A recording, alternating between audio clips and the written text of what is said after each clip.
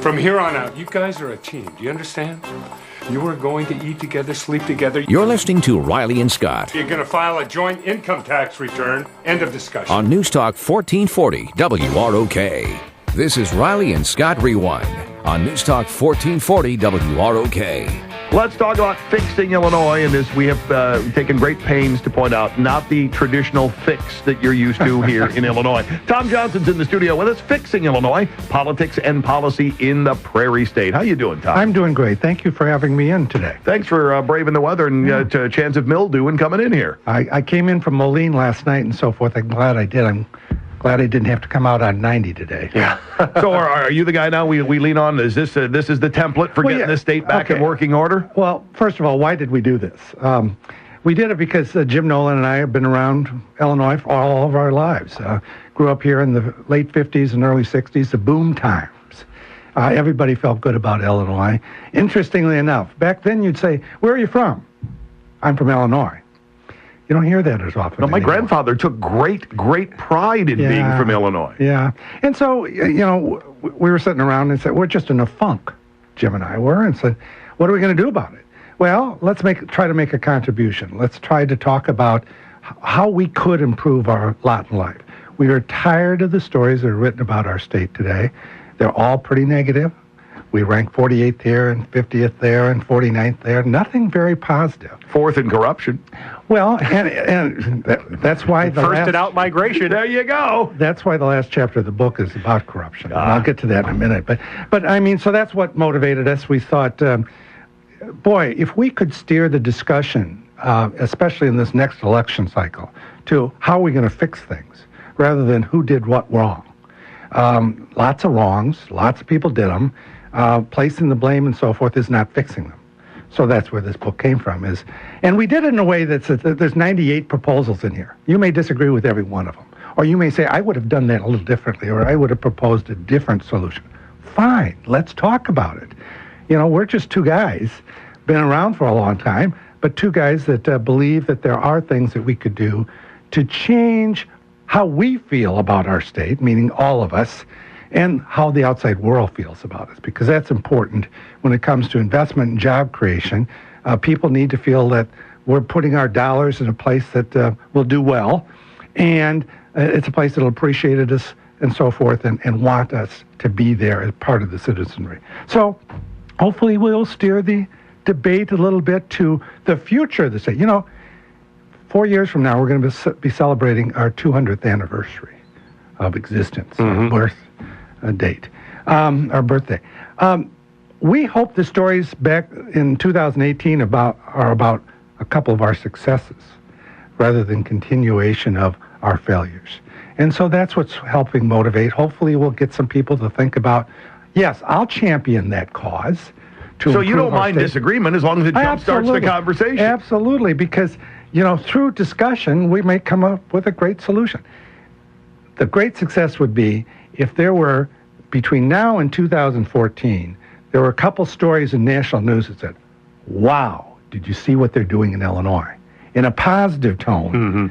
Oh my God, can you believe what they're doing in Illinois? Landmark legislation to cure some of our problems that people say, boy, that took a lot of effort and will and so forth. So that's hopefully what we're going to help accomplish in our state. We're eternal optimists, both Jim and I. And so anyway, I'm sorry, guys. Tom Johnson with us, co-author James Nolan of the book Fixing Illinois. Before we get into the guts and some of the 98, we're not going to hit all 98, no, by the please way. Don't. Some are really boring. Well into the 60s, but we can't go 90. Give us a little background on your background and James' background. Well, Jim was elected to the state legislature when he was 26 years old back in 1968. Worked for 3 governors, has been a university professor, pretty well known as a scholar of government in Illinois.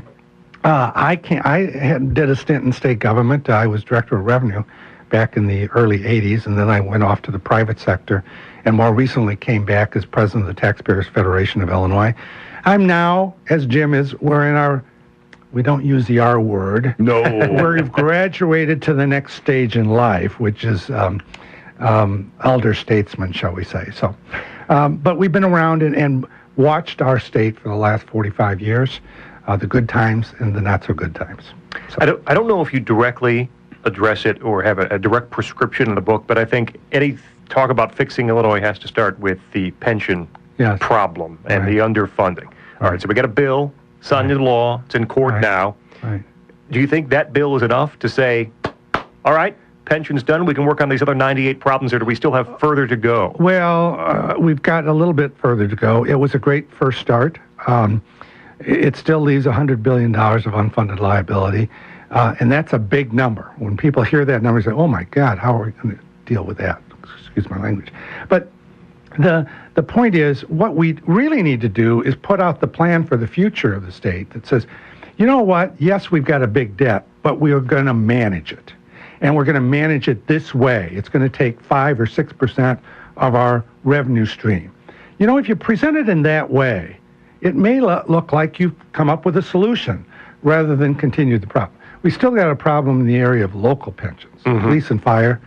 It's a terrible situation. You know, all these pension programs were built back in the 50s and 40s when people would work a full career in their professional life serving the people and then would retire, and guess what? They died about 10 years later. Right. That's just the facts. They were built on a 10-year retirement program. They don't work when you got a 35 or 40-year retirement program. There's no numbers that will make them work. Right. It's just that we have to have a different expectation, as the private sector has done. You know, it's just you can't have a retirement program that's just on the employer with a little bit of contribution from the employee that'll last for 35 or 40 years. The math just doesn't work. So I think we're moving in that direction.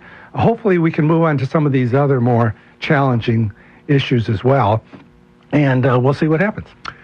Pension issue is huge, as you just talked about. What rises to its level in your estimation? What else are you looking at as being, if you had to pick the top three, the three prongs that would basically everything else would move around on? Okay.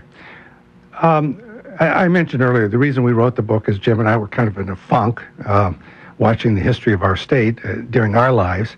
And so, and the Gallup polls that just came out recently kind of confirmed that other people in the state, it's not just Jim and I, the general citizenry is in a funk. And what causes that funk? First of all, the Gallup poll said we were next to last when it comes to our citizens' trust in their government. That's bad. Yep. And the second thing was, the poll result was, we were the last or first in the percentage of the population that would move out of state if they could. Those are tied directly together, we think. The reason they want to move out of state is because of their lack of trust of government. And so what do we need to do to improve the trust of government? And the big issue when you really dug down into the poll results was corruption and ethics. We need to do a couple of things that will produce that, wow, did you see what they did in Illinois around the issue of corruption and ethics? We mentioned a couple in here. The Independent Redistricting Commission we think is a must, is a step forward and so forth. But there's other things. We need to introduce the legislation that is the most dramatic attack on corruption that's ever been considered by any state legislature, and debate it. You know, penalties, not just you're out of office and so forth, but financial penalties for failure to be an ethical person in government. You know, we've been talking about this book, and every time we talk to another group, we get another good idea. And hopefully we'll get there. Our emails are in the book, and you can email us with more good ideas. The one that's most recent is we should abolish pensions for all elected officials in the state of Illinois. You think about it. What are pensions for? They're part of a compensation for a career in a professional job. We don't elect our officials for a career. We elect them to represent us for a period of time. I am so tired of the stories that are written about the infraction by one member of the General Assembly. We had another one convicted yesterday. Yep. And yet during the time, there was an article in the Tribune not too long ago that talked about how long a person was continuing to draw their pension after they had pled guilty. It paints a broad picture of a perception of corruption is just rampant. There are some wonderful, great, ethical people serving us in our state. but yet they're painted with the same brush. Get rid of the pensions. Raise everybody's salary, elected officials' salary, by 5% and say, go contribute to your own IRA, and that's it. Yeah. That's it. But we're going to get rid of pensions for elected officials. I think that's a great idea. That would be a wow moment. Here the General Assembly abolished the pensions for themselves. That would be a story written positively about our state. And would go coast to coast. We'll get the book linked up on our Twitter feed a little bit, but there's a whole part on schools. Yes. And I wrote down a couple here. Consolidate districts. Yes. There's like 317, I think you say? Well, there's 377 districts that are elementary or high school, not K through 12. And we're suggesting consolidation. Not only, yes, we think you can save some what we call backroom costs, how to run the school building and schools, the superintendents, the finance people, and all that kind of stuff. But the more important thing is a continuation of a curriculum plan over the entire 12-year period. Most of the students in the state are covered by unit districts, including Chicago. But there's a few of these districts outside. I think we were down in Moline. They have 6 elementary school districts feeding into one high school district. And each of them bring a different curriculum plan to that high school. And so the high school's got to figure out how to mesh it all together. That's just ridiculous. We need to consolidate that. Another thing we need to do, not in the book, but again, because of further discussions with bright people, we have a state board of education. We have a community college board. We've got a board of higher education in the state. A little redundancy? Well, not only redundancy, but each of them see their role as part of the educational responsibility, not the total. We should have a Department of Education that covers all four, both K through 12, as well as community colleges and high schools, universities, I mean. The fact of the matter is, college costs too much today. And can we find a better way to deliver, especially in the public sector, deliver education at less cost? I think we can. I think there's some ideas in the book that tell us how we can, and still get quality education end product. So we need to investigate those things. Break down the barriers of whose responsibility is what. Education is a lifetime of learning.